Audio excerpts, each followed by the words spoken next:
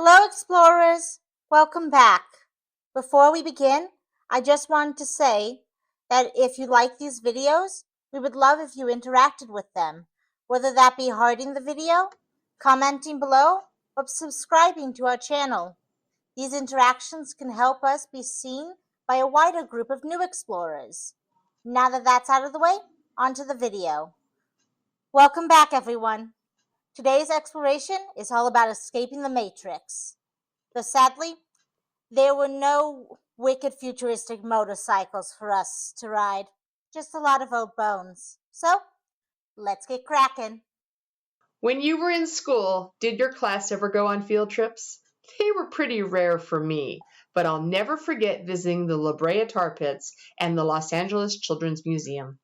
Museums are among the best places to learn about science because, when they're done well, they present information in an engaging and unforgettable way. Did you ever go on field trips, Maddy? Yes, the most memorable one for me would be when our high school, no, it was our middle school, not our high school, took a group of kids to Washington, D.C. to see the Holocaust Museum.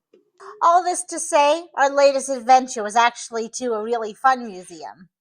The MooseEel media team, Maddy, her mother, Lizzy, and I went to Chicago. And Lizzy used to live in Chicago, so she was a fantastic tour guide to show us around the city. And Maddy was a fantastic tour guide while we were inside the Field Museum, but I'm not going to give that away quite yet. We spent 3 incredible days in Chicago, Illinois, including a visit to the Field Museum. For me, this was a bucket list experience. So when Maddy told me she was traveling there with her mom, for reasons she'll explain in a moment, I happily invited myself along. I'll be talking mostly about the fossils, but even if dinosaurs aren't your favorite subject, the Field Museum has something for everyone. Its exhibits cover everything from gems and meteorites to the cultures of China and Africa. You can learn about extinct and living mammals, birds, and their habitats. Whatever you're interested in, you'll probably find it there. As much as I love dinosaurs, there are actually 2 subjects I enjoy even more: mass extinctions and deep time. The Evolving Planet exhibit doesn't just feature dinosaurs, including the famous Sue the T-Rex. It takes you on a journey through more than 4 billion years of life's history on Earth. As I walked through the exhibit, I watched life unfold, beginning with ancient algae billions of years old, and continuing to the hard-shelled trilobites that crawled across the seafloor about 540 million years ago. Then came the first major mass extinction, the Ordovician-Silurian extinction around 444 million years ago. Crossing into the next room felt like entering a new world where different groups of animals evolved to thrive in changing environments.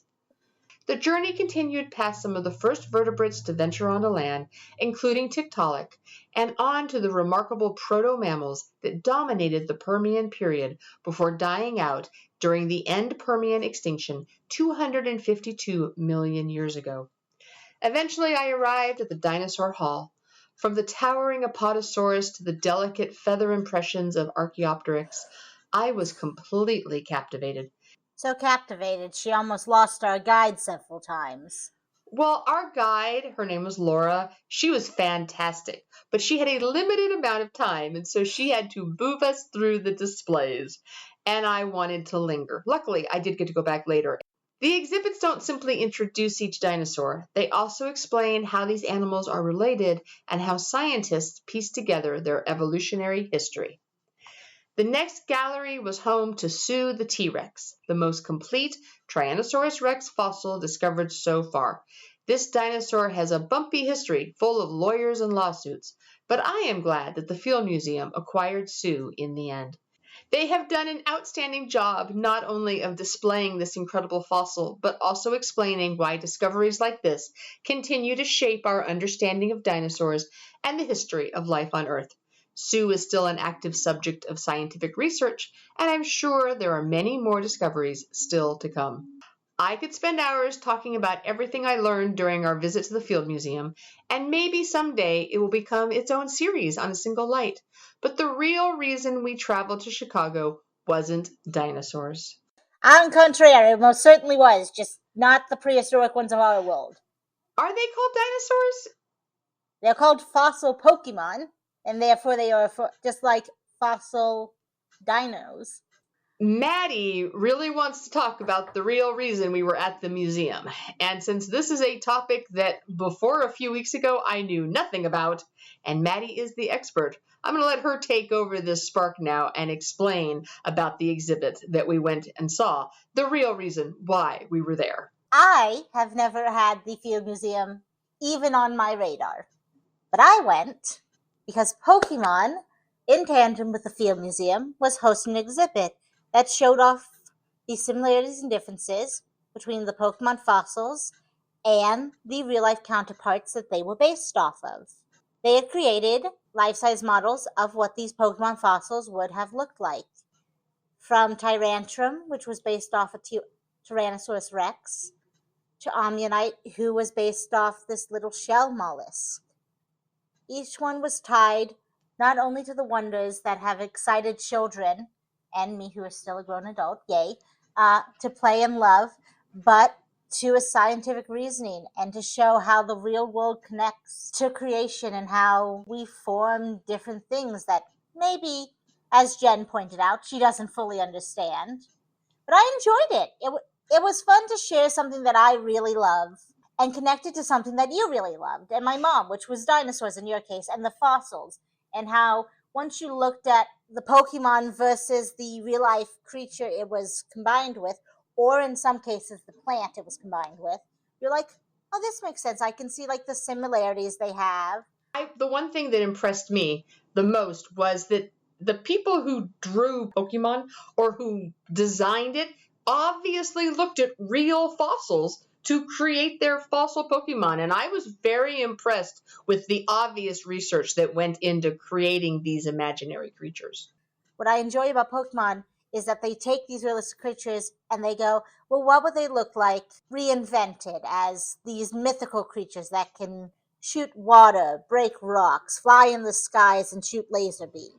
If you know somebody who is obsessed with Pokemon, they should go to the Field Museum and see the fossil Pokemon exhibit. It is a brilliant collaboration event.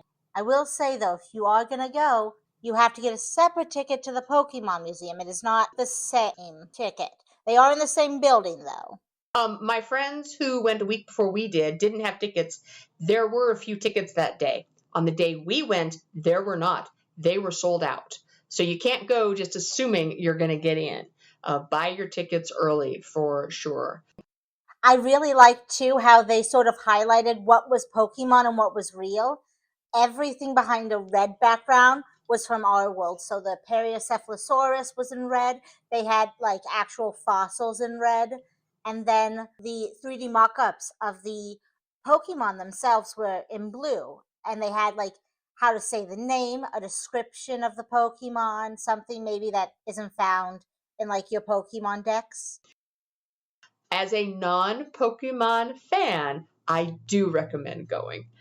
It was quite enjoyable. Although, if you are a non-Pokemon fan, bring your Pokemon friend with you, whether that's a child or an adult. Bring someone who can like explain it all because it means so much more when it gets explained.